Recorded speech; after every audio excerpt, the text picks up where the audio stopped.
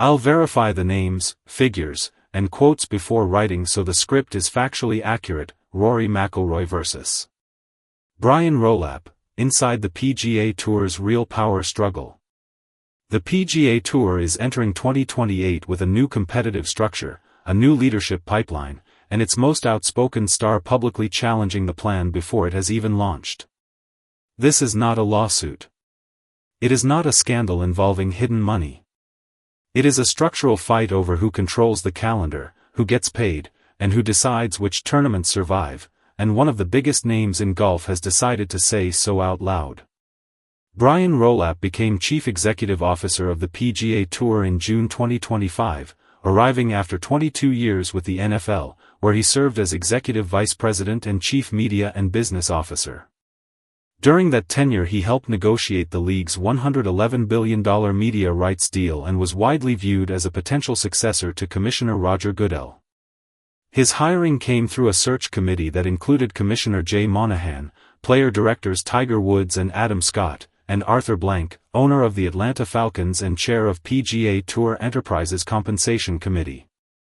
On June 23, 2026, the Tour's policy board formally approved Rolapp as the fifth commissioner in PGA Tour history, with his tenure set to begin on January 1, 2027, succeeding Jay Monahan, who is stepping down after 10 years in the role, from 2017 to 2026. Rolapp did not arrive to manage the status quo. He arrived to run PGA Tour Enterprises, the Tour's for-profit commercial arm created under the 2023 Framework Agreement with Saudi Arabia's Public Investment Fund. That entity is now backed by a $1.5 billion investment from Strategic Sports Group, a consortium of professional sports owners and executives, and Rolapp was brought in to lead new broadcast negotiations through 2030. In other words, the man now steering the PGA Tour's competitive future spent 2 decades building media businesses inside a league that concentrates revenue around its biggest games and its most marketable stars. That background is central to understanding what's happening now. In his first months in charge, Rolapp laid out the framework for how he intends to run the tour going forward. He has stressed that the future PGA Tour will lean into 3 concepts: parity, simplicity, and scarcity. It is the third of those words, scarcity, that has unsettled tournament directors, host venues, and the players who don't sit at the very top of the sport. Scarcity means fewer marquee opportunities. It means some events get elevated and protected, and others get squeezed out entirely.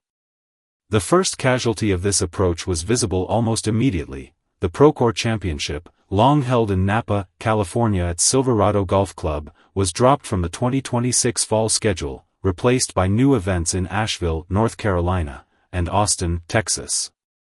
The 2026 season opener, the Century, was also lost.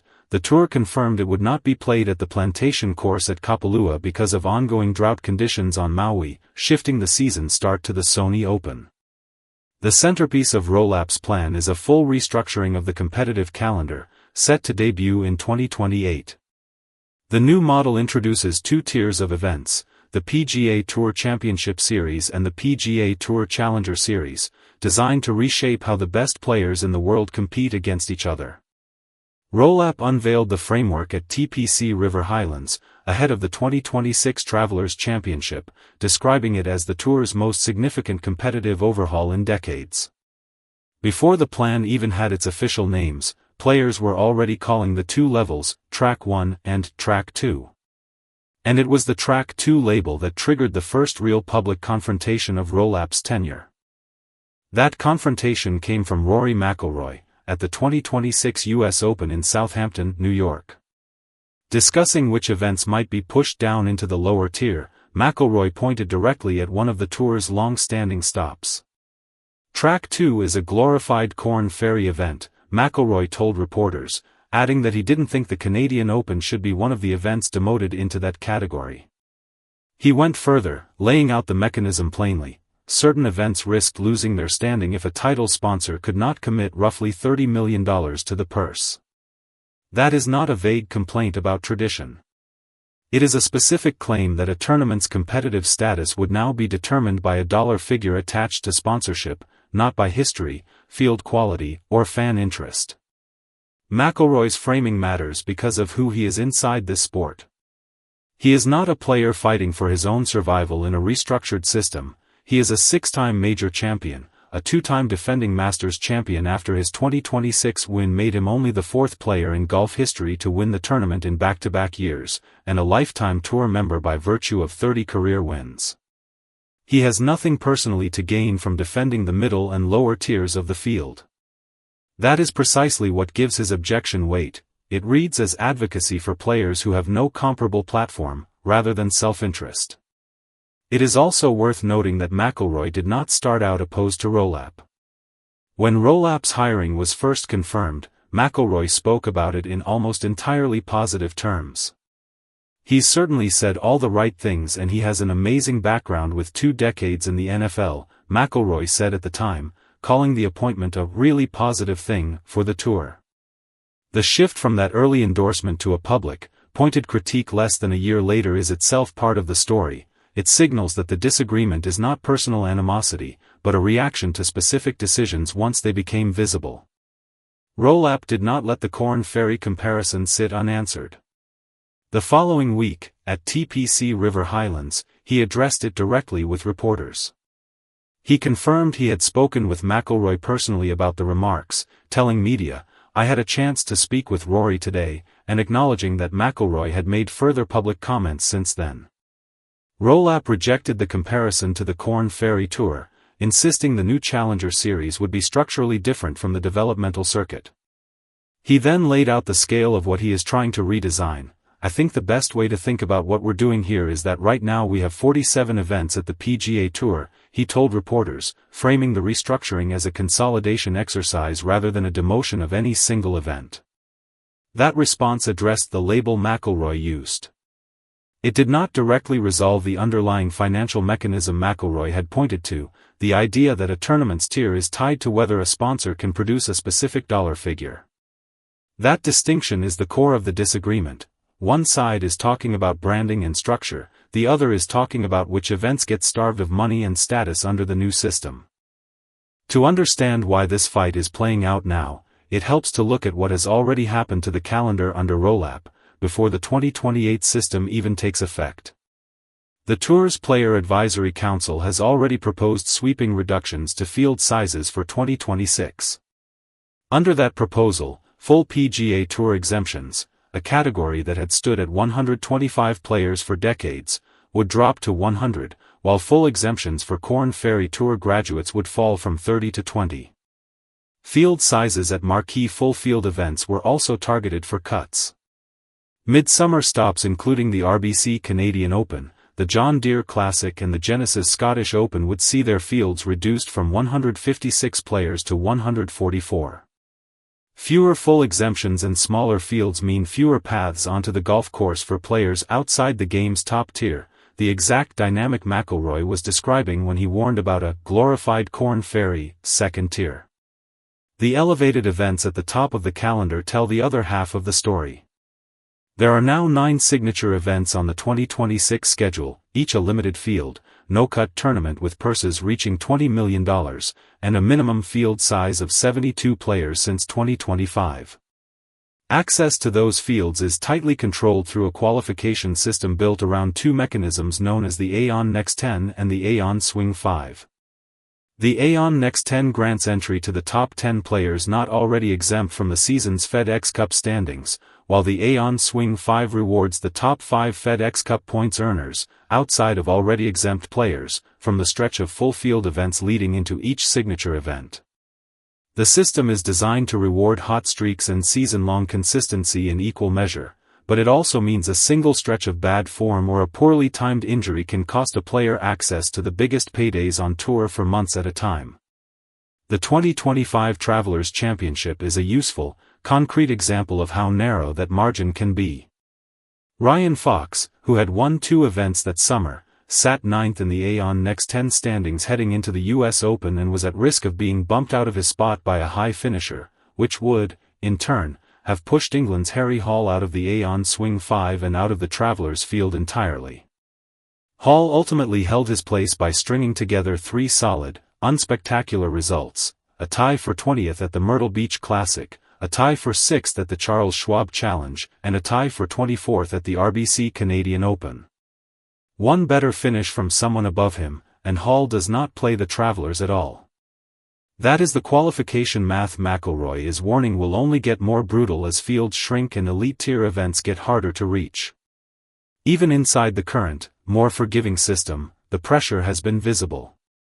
The 2026 Cadillac Championship, a signature event, functioning as the modern equivalent of the Old World Golf Championships, was missing 5 of the top 15 players in the official World Golf Ranking when the field list was released.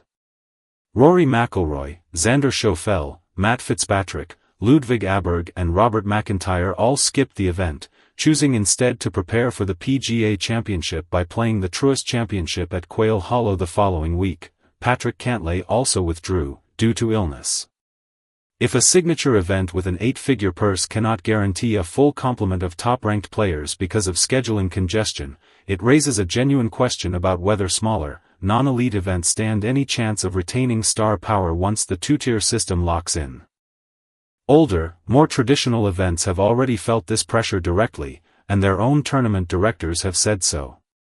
Back when the Tour first introduced minimum event requirements tying its top players to signature events, both the Honda Classic and the Valspar Championship, established Florida stops on the calendar, found themselves squeezed against the new elevated tournaments.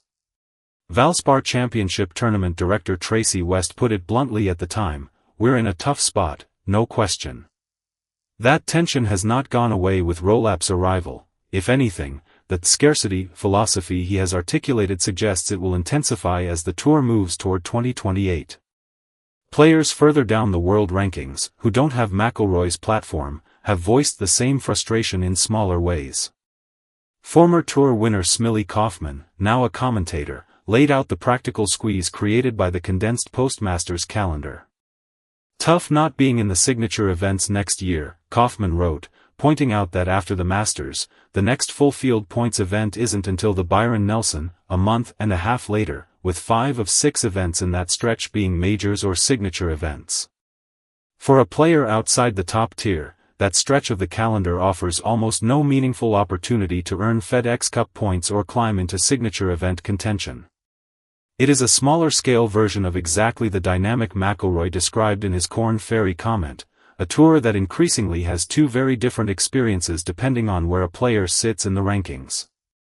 There is a third structural piece to this dispute, separate from the calendar and the qualification system, the returning member program, which governs how players who left for LIV Golf can rejoin PGA Tour competition and regain access to signature events. The program has already been written directly into signature event qualification rules. As one example, should Brooks Koepka finish inside the top 10 of the Aon Next 10 standings, the player ranked 11th would also gain access to the next signature event, a mechanism built specifically around returning LIV players. This detail sits at the center of a genuine 3-way tension. Tour leadership, negotiating the terms of any eventual reunification with the Saudi-backed PIF and Strategic Sports Group, wants control over the pace and terms of any returning players' access. McIlroy was the public face of the Tour throughout the 2023 Framework Agreement negotiations and the years that followed, and has generally supported an open pathway back for players who left. Meanwhile, current full-time Tour members, the ones already fighting over shrinking exemption categories and tighter fields, have a direct interest in not seeing their own spots diluted by returning players absorbed into an already compressed field structure. There is no version of a fixed-size field that satisfies all 3 interests simultaneously, and Rolapp's calendar redesign does not resolve that math. It makes the competition for space tighter on every side of it. McIlroy's own 2026 season adds an unusual layer of context to his criticism. Since winning the Masters in April, he has played only 6 PGA Tour events, recording 0 top 5 finishes and just 2 top 10s, and he is on pace to fall short of the Tour's 15-event minimum requirement for the year. He has played so few tournaments that he hasn't even qualified to have his statistics compiled by ShotLink, though his lifetime membership, earned through 30 career wins, protects his standing regardless. That record has drawn its own criticism of the Tour Championship's current format from McIlroy, separate from the Track 2 dispute, another sign that his objections to Rolapp's leadership are not limited to one single flashpoint, but touch multiple areas of how the tour is being run and marketed under the new structure. What this leaves the sport with, heading toward 2028, is not a legal fight and not a financial scandal in the tabloid sense. It is a documented, public disagreement between the tour's incoming commissioner and its most prominent player over three connected structural questions: which events get elevated and which get demoted under a scarcity-driven calendar, how narrow and unforgiving the qualification math for those elevated events will become as fields shrink, and how a returning wave of LIV players will be absorbed into a competitive structure that current members are already straining to fit inside. Rolapp has publicly defended the plan on its terminology and its consolidation logic. McIlroy has publicly challenged it on its financial mechanism and its impact on players outside the top tier. Both positions are on the record, from both men, in their own words, and the restructuring both are arguing about is still 2 years from taking effect.